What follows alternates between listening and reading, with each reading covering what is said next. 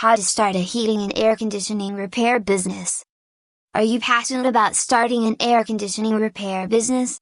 Do you need a sample heating and air conditioning business plan template? Have you been thinking of how to start your own HVAC business?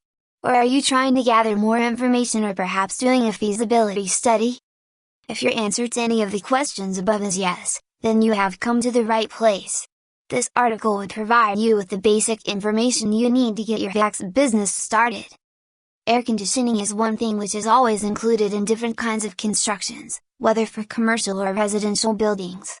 Although it is complicated, a heating and air conditioning business can be manageable as long as you know the basics of the business. Without wasting time, below are some few questions you might need to ask yourself before pushing the button. Starting a heating and air conditioning repair business, sample business plan template. Who should go into the heating and air conditioning business? To start an HVAC business, you must have gained sufficient experience in the industry by working for an HVAC company. You should have also been trained on all the technical aspects of the business.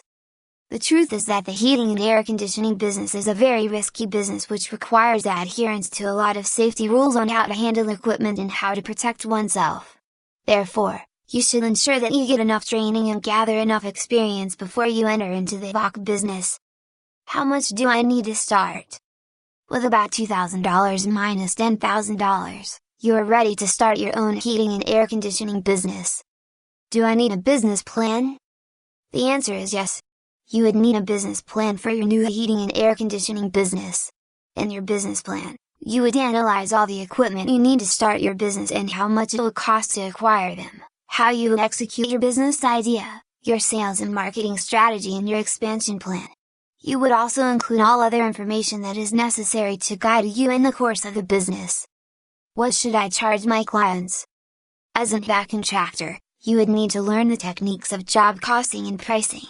You may decide to charge your clients a predetermined flat rate for your services or a negotiable rate. However, your rates must include all expenses incurred such as the cost of materials used, cost of labor, cost of moving equipment around as well as costs of renting any equipment.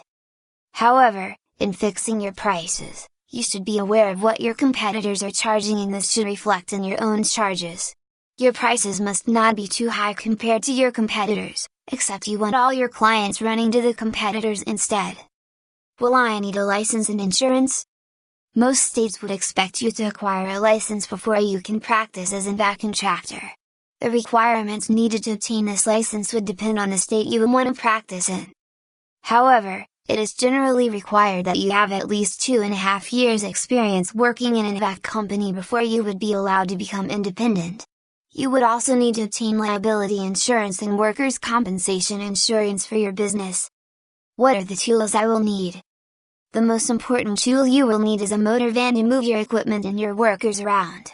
The equipment you will be working with are mostly heavyweight equipments, which is why you would need a van to move them around. You would need electrical wire stripping tools, pliers, screws,